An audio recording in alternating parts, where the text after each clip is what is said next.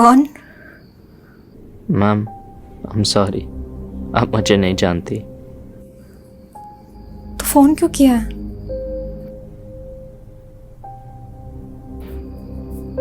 Hello hello. Ma'am, मैं माफ़ी चाहता हूँ आपको परेशान करने के लिए, पर ये मैं आखिरी बार किसी से बात कर रहा हूँ। क्या मतलब? मैम, मैं सुसाइड कर रहा हूँ। मेरे सामने एक पानी का ग्लास है जिसमें साइनाइड मिला हुआ है। क्या बकवास। देखो, अगर तुम मेरे साथ कोई बेहुदा मजाक कर रहे हो ना तो बिल्कुल नहीं मैम, ये कोई मजाक नहीं है। जल्दी ही सबको पता चल जाएगा। तो तुम मुझे फोन करके ये सब क्यों बता रहे हो? मुझे इससे क्या फर्क पड़ता है? मैम, मैं जानता हूँ कि मेरे मरने से आपको कोई फर्क नहीं पड़ेगा।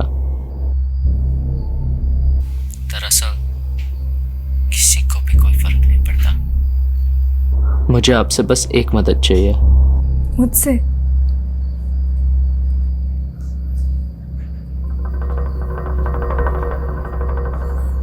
मुझसे क्या चाहिए? मैम, मेरा इस दुनिया में कोई नहीं है। अगर मैं मर भी गया तो मुझे कोई ढूंढने नहीं आएगा। मेरी लाश यहीं इस बंद कमरे में सड़ती रहेगी जब तक पड़ोसियों को बदबू ना आ जाए। मैं चाहता हूँ मेरा अंतिम संस्कार रीति रिवाजों के साथ हो, किसी शमशान।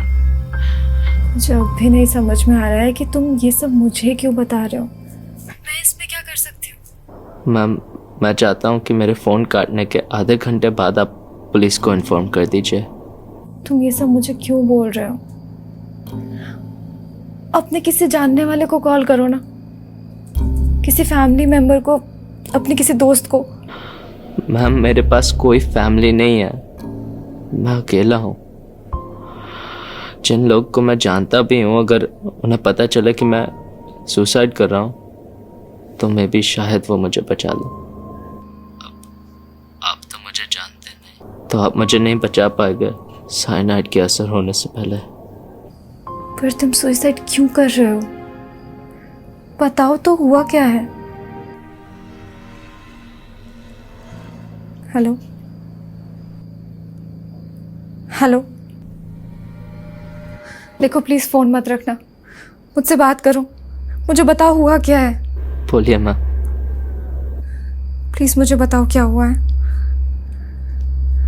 मैम, आज मुझसे मेरी मंगेतर और नौकरी दोनों छीन ली गई। I'm so sorry to hear that. पर ये हुआ कैसे? मैम, मैं और प्रिया एक दूसरे से 3 साल से प्यार करते थे। हम साथ में कनाडा रहते थे। मैंने लोन्स लेकर उसकी पोस्ट ग्रेजुएशन में मदद की, यहाँ तक कि अपनी कंपनी में नौकरी भी दिलवा दी। हमारी सगाई हुई थी 3 महीने पहले और अगले महीने शादी होने वाली थी। उसने मुझे धोखा दिया और वो इंडिया आ गई। पर क्यों? यही पता करना है। मैं इंडिया आ गया और जब आया तब पता चला कि उसे मेरा बॉस पसंद आ गया और बॉस को वो। मेरा बॉस काफी अमीर है, तो जब उसे पता चला हमारी सगाई हुई है, उसने मुझे नौकरी से ही निकाल दिया। ये तो बहुत बुरा हुआ, पर एक तरह से अच्छा ही हुआ ना कि तुम्हें उसकी सच्चाई शादी से पहले पता चल गई। मुझे लगता है वो तुम्हारे लायक थी ही नहीं, और अगर शादी के बाद धोखा देती तो तकलीफ ज्यादा होती ना। भगवान का शुक्र करो, उन्होंने तुम्हें बचा लिया। मैम, मेरे ऊपर बैंक का इतना कर्जा, मेरे माँ को स्टेज 4 ब्रेस्ट कैंसर है, वो भी हॉस्पिटल में अपनी आखिरी सांसें ले रही है। पिछले हफ्ते जब मैं माँ के पास गया था तो घर पे भी चोरी हो गई थी। चोर सारा सामान ले गया, यहाँ तक कि मेरा पुराना कंप्यूटर जिस पे मैं खाने लगता था। अब तो नौकरी भी नहीं, मेरे पास और कोई रास्ता नहीं है सुसाइड के अलावा। रुको रुको रुको, तुमने अभी कहा कि तुम्हारी माँ को स्टेज 4 कैंसर है। तुमने कभी सोचा है कि अगर उन्हें पता चला कि तुमने आत्महत्या कर ली है तो उन पे क्या बीतेगी? अरे कैंसर से पहले वो इस खबर से मर जाएंगी। और ऐसे कितने सारे केसेस हुए हैं जहां डॉक्टर के जवाब देने के बाद भी मिरेकल्स हुए हैं, लोग बच गए हैं कैंसर से। तुमने अभी बताया कि तुम्हारा लैपटॉप चोर ले गए थे जिसमें तुम कहानियां लिखते थे। तुम जॉब क्या करते थे?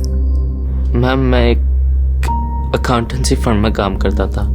क्या तुम एक राइटर होकर अकाउंटेंसी फर्म में काम कर रहे थे? क्यों कर रहे थे तुम वो जॉब? मैम क्योंकि मेरे पास पैसा ही नहीं था और उस टाइम पे वही एक अपॉर्चुनिटी थी जो मुझे मिल सकती थी।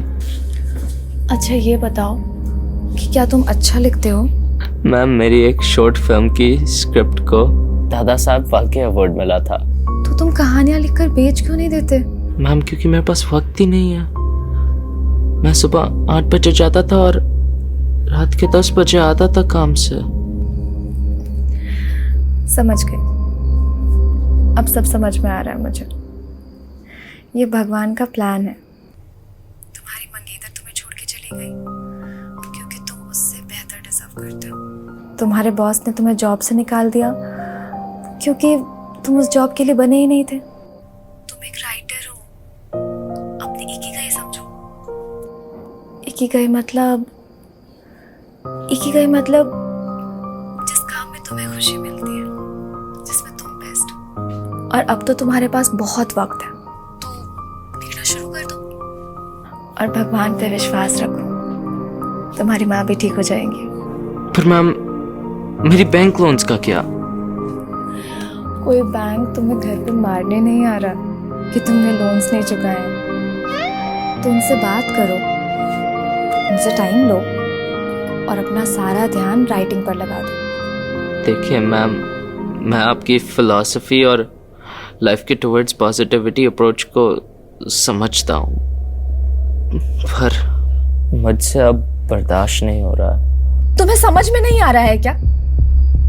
मरने के चाहे 100 रीजंस हो, कोई एक रीजन होता है जो आपको जिंदा रखता है, और वो एक रीजन मरने के हजारों रीजन से ऊपर होता है। देखिए मैम, आप एड्रेस लिख लीजिए और मेरे फ़ोन काटने के आधे घंटे या जब भी आपका मन करे पुलिस को इन्फॉर्म कर दीजिए। अब मुझे कोई नहीं बचा पाएगा।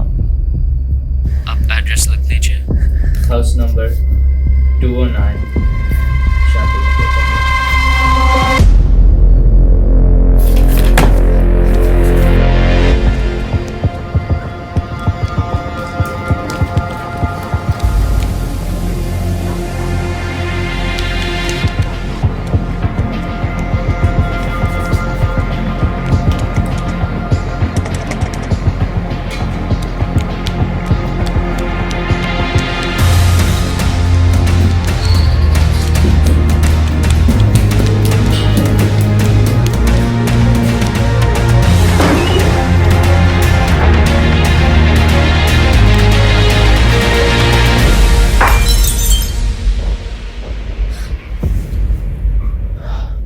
मैम, मरने के चाहे 100 रीजन हो, कोई एक रीजन होता है जो आपको जिंदा रखता है।